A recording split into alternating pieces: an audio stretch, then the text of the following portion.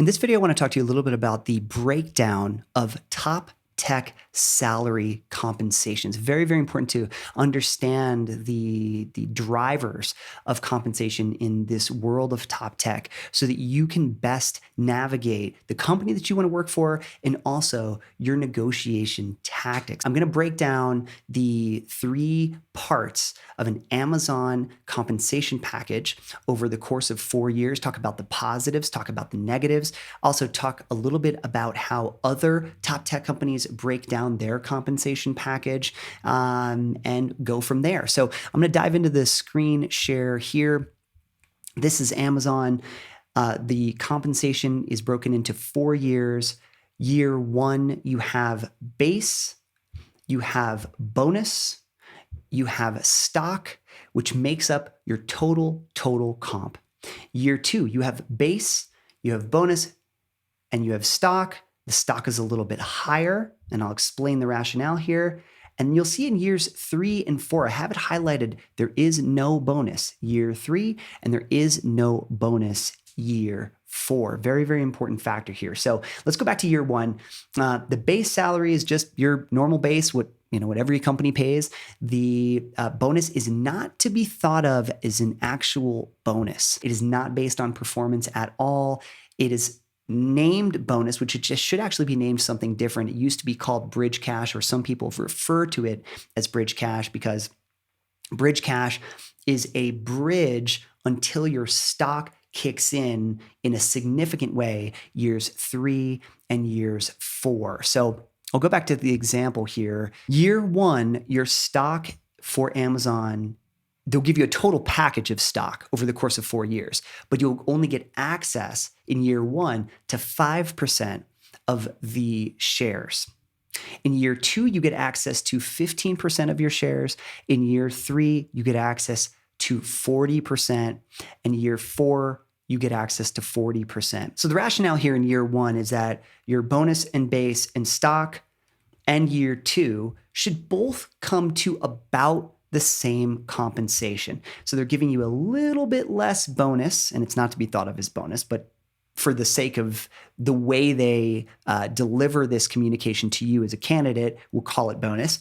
They give you a little bit less here, and they give you 15% of your shares. Now, the risk really comes in year 2, 3, and 4, because your stock becomes a much bigger percentage of your total compensation. Year 3 and 4 is actually even more critical.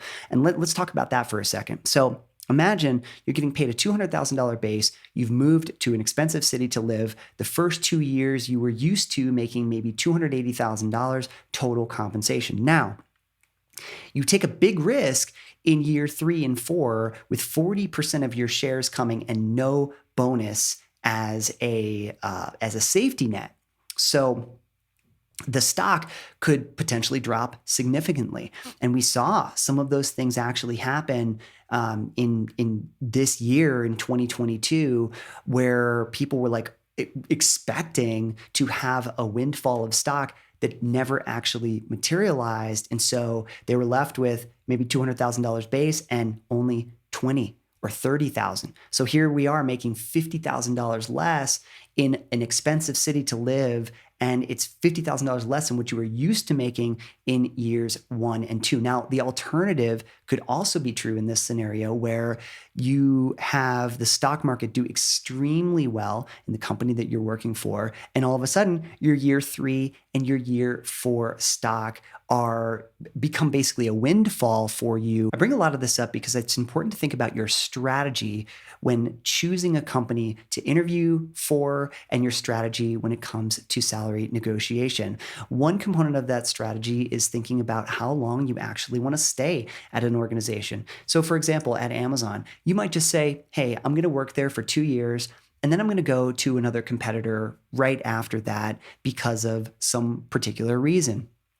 In that case, I would say that you would want to weigh more from a salary negotiation standpoint on base and bonus and much less on stock. You can definitely do that at these organizations. Alternatively, you might say, hey, I want to stay through the duration of 4 years or beyond. And in that case, your year 3 and 4 compensation, you definitely want to over-index on as much stock as the company is willing to give you and hope that you do, in fact, have a windfall years 3 and 4. Now, there are other companies that handle their stock very differently. Let's say another top tech company might give you 25% of your shares year 1, 25 year 2, 25 year 3, 25 year 4. Sometimes they do it in quarterly distributions. That's actually really, really nice because you're able to kind of have more consistency than just waiting for Amazon in years 3 and 4. Now, a lot of people ask me, why does Amazon do this? They try to keep the carrot dangled for a 4-year period. And then what's crazy about compensation at Amazon too is that there's not big stock refreshers that wind up happening after year 4. I think the psychology of Amazon for a number of years has been basically, work you really hard for 4 years. And then ultimately after the end of that period, make it not as advantageous for you to stick around. And I've talked about this in other videos of why I left Amazon at the end or at the beginning of 2021, because it just wasn't as lucrative anymore to stick around. Where, as an example, I was just working with a candidate who was going to be going into a company called Indeed. It's a job search website.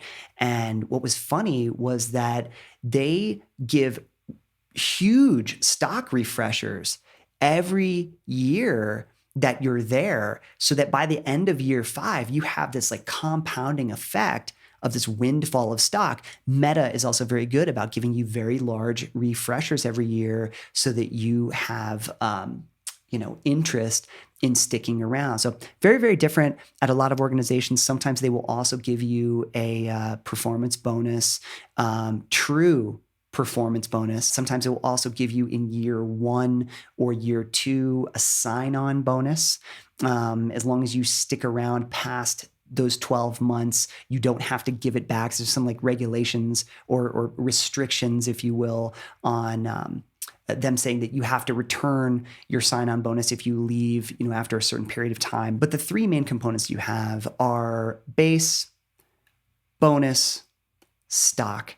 Stock by far is the most lucrative thing that you can gather at a top tech company. So I over-index personally on getting as much stock as possible because you never know what the future is going to hold. And that is what I've seen make so many people in the tech industry extremely wealthy and change their lives, because at a lot of companies, I used to work for American Express, and there was no such thing as stock grants at the position that I was in. Many companies, same thing. You're just working for an hourly wage. But when you go to a top tech company, the real big enticing thing is those shares of stock. That's all I got for you in this video. Hopefully found it helpful in breaking down the Amazon compensation or just the psychology of compensation at a lot of top tech companies.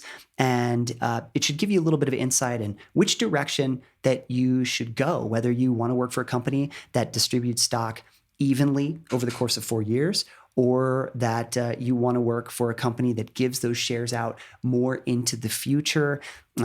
All those things are going to depend on how you navigate your salary negotiation. And if you need any help with salary negotiation or behavioral interview questions, behavioral interview prep for these top tech companies, I work with tons of people one-on-one, and you can find a description to my website about those services in the description of this video. Thanks so much for watching. We'll catch you in the next one.